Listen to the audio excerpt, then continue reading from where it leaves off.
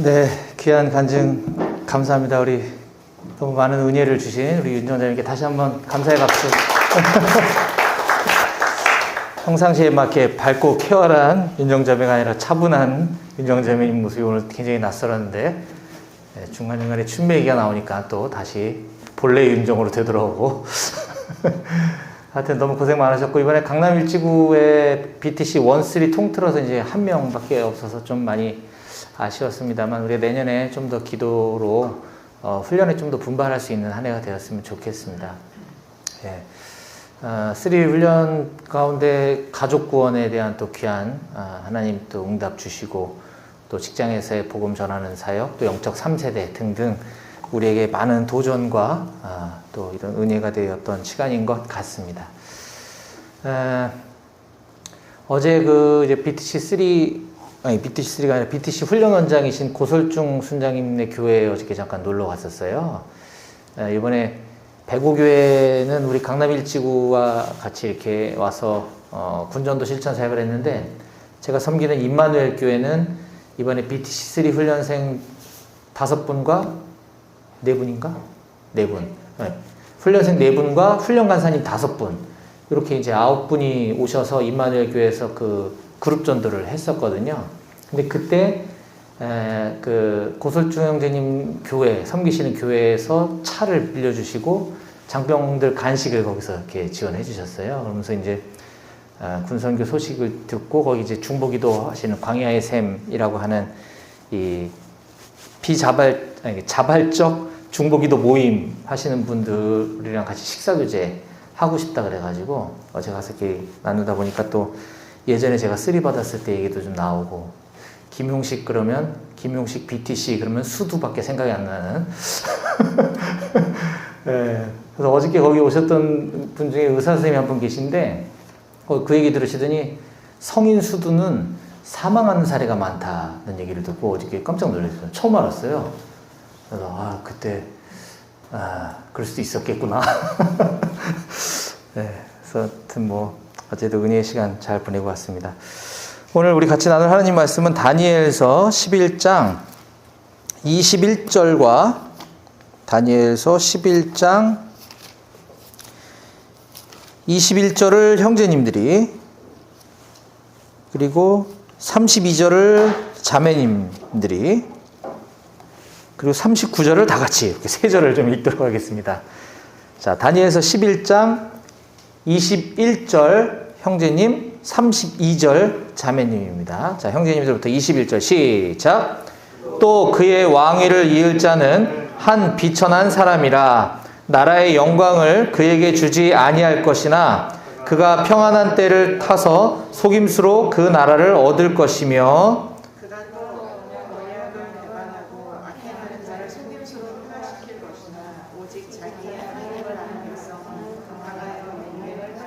39절입니다. 다 같이 시작. 그는 이방신을 힘입어 크게 견고한 산성들을 점령할 것이요, 무릇 그를 안다 하는 자에게는 영광을 더하여 여러 백성을 다스리게도 하며 그에게서 뇌물을 받고 땅을 나눠주기도 하리라. 아멘. 오늘 주신 말씀에서 제가 기도하겠습니다. 하나님 아버지 감사합니다. 오늘도 순장 모임을 통하여서 우리 사랑하는 강남 일지구 여러 순장님들과 함께 하나님 말씀을 묵상할 수 있도록 허락하시니 감사합니다. BTC 훈련과 전폭 훈련을 통하여서 하나님께서 우리에게 부어주신 은혜에 감사드립니다. 우리 전폭 훈련 받고 계시는 우리 형제 자매님들도 동일한 은혜를 부어주셔서 끝까지 최선을 다할 수 있도록 도와주시고, 또 영혼 구원의 놀라운 소식이 우리들에게 전해질 수 있도록 함께 중보하는 우리 모두가 될 수 있도록 하여 주시옵소서. 오늘 하나님 말씀을 나눌 때 부족한 자의 모습은 가려주시고 오직 주님의 영광만 드러나는 시간 되게 하여 주시옵소서. 모든 것 다 주님께 맡겨드립니다. 예수님 이름으로 기도했습니다. 아멘. 예. 저는 BTC는 끝났지만 전도 폭발은 아직 진행 중이니까 우리 훈련생분들에서 계속 기도해 주시면 감사하겠습니다. 제가 지금 21절, 32절, 39절만 읽었는데 지난 시간에 저는 11장 1절부터 19절까지 말씀을 나눴고요. 오늘은 20절부터 마지막 절인 45절까지를 나누려고 합니다. 이게 원래는 다 이게 세계사, 11장 전체가 세계사의 이야기이기 때문에 이거를 뭐 끊기가 좀 했지만 양이 너무 많아서 중간에 한번 자른 거였는데, 아주 간략하게만 보면 지난 시간에 19절까지 보면서 제가 역사의 주관자이신 하나님이라는 제목으로 말씀을 나눴습니다. 다니엘서 11장은 이제 장차 세계사 가운데 일어나게 될 제국의 흥망성쇠와 또 왕의 교체, 그 과정에서 남북 간의 또 전쟁들 뭐 이런 일들이 아주 자세하게 기록된 예언의 내용입니다. 그리고 시간이 흘러 그것이 실제로 성취가 되었던 것이죠. 이게 너무나 이제 디테일하기 때문에 후세의 이제 신학자들은 이 다니엘서 11장은 이 일이 일어난 뒤에 작성된 것이다라고 주장하는 자유주의 신학자들이 등장할 정도로 너무 정확한 예언의 성취다라고 말씀을 나눴습니다. 그래서 제가 지난번에 그 성경 한 절 한 절과 그것이 실제로 어떻게 역사 가운데 이루어졌는지를 이제 그 비교하는 자료를 나눠드리면서 그걸 하나씩 보면서 설명을 드렸고요.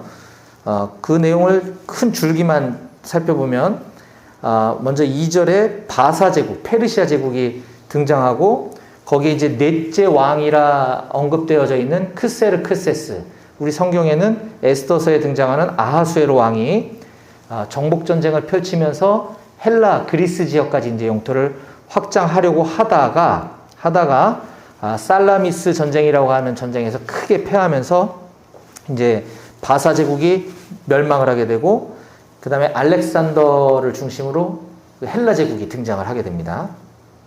그리고 이제 그게 3절에 나오고요.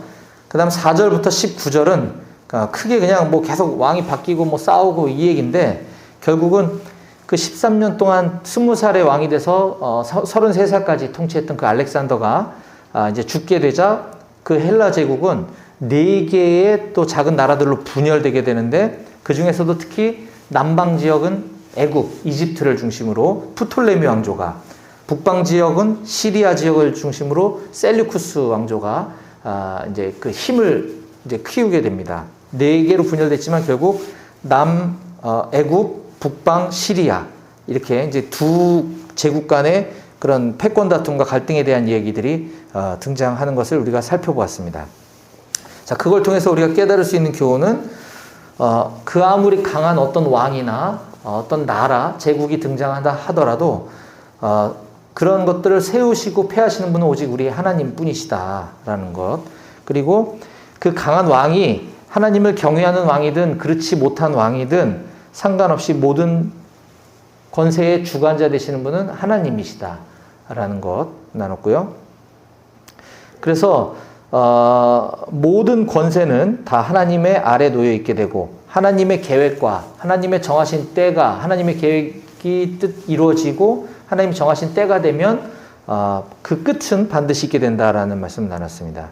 그래서 이것이 우리들도 마찬가지로 이런 역사적 흐름뿐만 아니라 우리가 매일매일 살아가고 있는 일터나 가정, 교회, 심지어 우리 BBB 공동체 안에서 일어나는 어떤 일들도 때로는 우리가 이렇게 기쁘고 좋은 소식만 있는 게 아니라 때로는 힘들고 어려운 일들도 있을 수 있지만, 그런 것 때문에 우리가 흔들리거나 낙심하지 말고 더 크신 하나님의 주권만 바라보면서 나아가자, 이런 말씀을 나눴었습니다. 자, 오늘도 이제 제가 자료를 나눠드리긴 했지만 지난번처럼 그걸 다 세세하게 보지는 않을 거고요. 오늘 또 간증도 있었으니까 이 20절부터 45절까지 말씀 중에 그냥 굵직굵직한 것만 조금 살펴보려고 합니다. 오늘은 다니엘서 제가 나누기 시작한 지 19번째 되는 시간인데, 하나님과 세상 권력자 중 누구를 아는 자가 될 것인가 라는 제목으로 말씀을 나눌 겁니다. 하나님과 세상 권력자 중 누구를 아는 자가 될 것인가. 북방 왕국, 아까 얘기했던 시리아와 남방 왕국인 애굽 사이의 전쟁은 약 150여 년간 지속됐다고 합니다. 150여 년간. 그 긴 세월 속에서 유대인들을 아주 심하게 박해한 왕이 등장을 하게 되는데, 그가 바로 안티오쿠스 4세입니다. 이 안티오쿠스 4세는 북방 시리아, 셀류쿠스 왕조라고 그랬죠 아까? 거기 8번째 왕으로 등장하게 하는데, 원래 이 사람이 혈통이라든가 뭐 능력이나 이런 것들이 그가 왕이 될 수 없는 사람이었지만 온갖 간계와 속임수 이런 것들을 통해서 그가 왕위에 오르게 됩니다. 안티오쿠스 4세가. 자, 21절에 그 얘기입니다. 아까 형제님들이 읽으셨던, 또 그의 왕위를 이을 자는 한 비천한 사람이라. 나라의 영광을 그에게 주지 아니할 것이나 그가 평안한 때를 타서 속임수로 그 나라를 얻을 것이며, 이것이 안티오쿠스 4세였다는 거죠. 자, 그리고 났는데 그가 왕이 되자 탁월한 실력을 발휘하게 됩니다. 그래서 애굽의 대부분을 정복하는 데 성공하기도 하고, 또 공공시설을 만들어서 백성들의 민심도 얻게 되고, 이렇게 잘 통치를 하게 됩니다.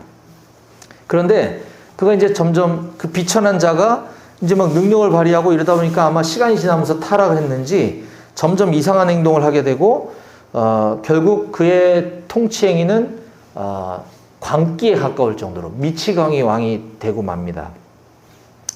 예루살렘 성전에 우상을 세워서 유대인들, 하나님만 섬기는 유대인들에게 그 우상을 섬기도록 막 강요하고 핍박하고, 그리고 하나님이 정하신 율법을 강제로 지키지 못하게 하고, 이런 내용들이 쭉 31절까지 나오고 있습니다. 네, 그걸 자세히 보진 않고 나눠드린 이제 자료를 나중에 보시면 알 테고요. 그 이야기들이 성경에 기록되어 있고 실제로 그렇게 일어난 것이죠.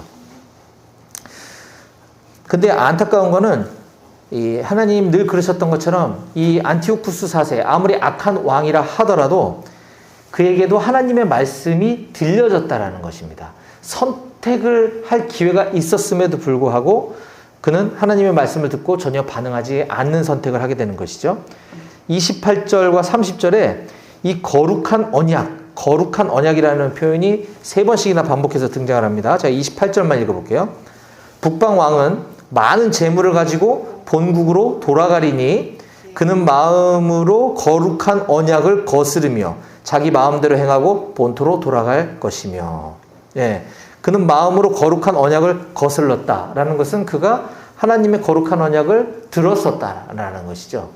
우리도 복음을 전하지만 받아들이는 사람이 있고 받아들이지 않는 사람이 있는 것처럼, 그는 화폐에 자기 얼굴에 옆모습 얼굴을 그려넣게 하고 그 뒤에 에피파네스라는 문구를 새겨 넣어서 온 국민들로 하여금 자기를 에피파네스라고 부르도록 합니다.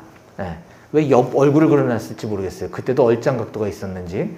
그래서 안티오쿠스 4세가 자기 이름인데 왜 에피파네스라고 했느냐?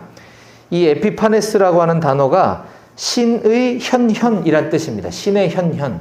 그러니까 내가 제우스야, 내가 신이야, 나를 신이라고 불러라는 의중을 담은 거죠. 자, 그런데 워낙 이제 폭군이고 아까 광기에 미친 왕이 돼버렸기 때문에 백성들은 그를 에피파네스라는 이름 대신 에피마네스라고 부릅니다. 약간 이 워드 플레이를 한 거죠. 약간. 그래서 에피마네스라는 뜻은 미친 사람이라는 뜻입니다. 미친놈. 네. 신의 현현, 에피파네스라고 불러라 했더니 국민들이 이제 에피마네스 이렇게 하는 거죠. 미친놈 이런 뜻입니다. 이 정도로 이제 신임을 다 잃어버리고 자기 자신을 우상화, 신격화하는 이런 길을 가고 있던 이 안티오쿠스 4세. 그는 이 세상적으로는 아무리 이 통치의 어떤 리더십에 성공했는지는 모르겠지만 결국은 이 비천한 자, 우리 성경에 비천한 자라고 표현한 것이 다른 성경 번역본을 찾아보면 사악한 자, 뭐 경멸받을 자라는 단어로 번역된 데도 있습니다. 이런 자에 불과하다라는 것이죠. 하나님을 선택하지 않고 우상을 선택한. 결국 많은 유대인들은 이와 같은 안티오쿠스 4세의 만행에 견디다 못해 스스로 신앙을 포기하고 그 길을 따르는 유대인들도 있었지만 끝까지 저항한 세력들도 있었는데 성경은 그들을 이렇게 기록하고 있습니다. 32절입니다. 아까 자매님들이 읽었던, 그가 또 언약을 배반하고 악행하는 자를 속임수로 타락시킬 것이나 오직 자기의 하나님을 아는 백성은 강하여 용맹을 떨치리라. 아멘. 이처럼 하나님, 자기의 하나님을 아는 백성. 여기서 말하는 아는이라는 단어는 우리가 아는 야다라는 뜻이죠. 경험적으로, 체험적으로 하나님을 진짜로 안다라는 거예요. 이런 사람들은 처음에는 온갖 고난과 약탈과 몰락을 겪게 될 것이지만 이 연단의 과정을 통과하게 되면 정금과 같이 정결해지고 눈과 같이 휘어지게 될 거다라는 것입니다. 33절과 35절을 제가 읽어드릴게요. 백성 중에 지혜로운 자들이 많은 사람을 가르칠 것이나 그들이 칼날과 불꽃과 사로잡힘과 약탈을 당하여 여러 날 동안 몰락하리라. 자기 하나님을 아까 아는 백성은 이렇게 된다는 거죠. 하나님 편에 선 사람들은 이렇게 어려움을 겪게 되고, 35절 또 그들 중 지혜로운 자 몇 사람이 몰락하여, 계속 몰락만 하고 있어요. 지금 무리 중에서 연단을 받아 정결하게 되며 희게 되어 마지막 때까지 이르게 하리니 이는 아직 정한 기한이 남았음이라. 박해 속에서도 끝까지 신앙을 지킨 사람들, 하나님을 아는 자다라고 성경이 우리에게 얘기해 주고 있습니다. 반면 하나님을 아는 자가 아니라 이 안티오쿠스 4세를 아는 자들이 또 있었다라고 본문이 우리에게 가르쳐 주고 있습니다. 39절입니다. 39절. 그는 이방신을 힘입어 크게 견고한 산성들을 점령할 것이요 무릇 그를 안다 하는 자에게는, 이 안티오쿠스 4세를 안다 하는 자에게는 영광을 더하여 여러 백성을 다스리기도 하며 그에게서 뇌물을 받고 땅을 나눠주기도 하리라. 정반대의 모습이 드러나는 거죠. 이 안티오쿠스 4세는 우리가 적그리스도로 예표되는 자입니다. 그 정도로 악랄했던 사람이기 때문에 이 적그리스도를 안다, 하나님을 아는 자와 적그리스도를 아는 자로 완전히 극명하게 지금 대비하면서 그에게는 영광을 더하며 여러 백성을 다스리게도 해주고 그에게서 땅도 나눠주기도 한다라고 지금 얘기하고 있습니다. 너무나 대조적이지 않습니까? 하나님을 안다 하는 자들에게는 몰락과 온갖 고난과 고통, 적그리스도를 아는 자에게는 온갖 부유한 것들. 사랑하는 여러분, 우린 어느 자리에 서시겠습니까? 말씀을 정리할게요. 다니엘서 11장이 굉장히 긴 본문인데 지난 시간과 오늘 제가 굵직굵직한 것들 몇 가지 이렇게 말씀드리면서 여기는 자세하게 보면은 무려 135개나 되는 역사적 사건들에 대한 예언과 그것이 실제로 성취되었었다고 제가 지난 시간에 말씀드렸습니다. 자, 역사는 우리가 아는 것처럼 미래를 비춰주는 거울이죠. 오늘 우리가 나눈 이 안티오쿠스 4세, 오늘 이 다니엘서 11장 이 뒤쪽은, 중반 이후는 다 적그리스도에 관한 내용들입니다. 39절과 같이, 우리가 방금 읽었던 39절과 같이 세상 권력을 가진 자, 더 나아가서는 적그리스도와 같은 자의 편에 서게 되면 당장은 형통하는 것처럼 보일 수 있습니다. 당장은 잘 나가고 성공하는 것처럼 보일 수도 있습니다.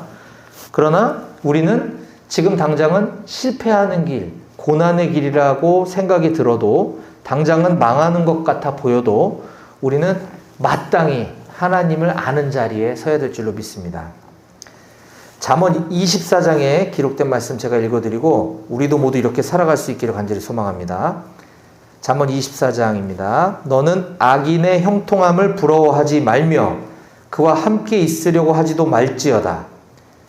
너는 행악자들로 말미암아 분을 품지 말며 악인의 형통함을 부러워하지 말라. 대저 행악자는 장래가 없겠고 악인의 등불은 꺼지리라.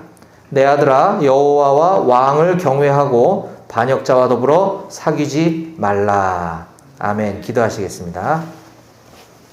하나님 아버지, 감사합니다.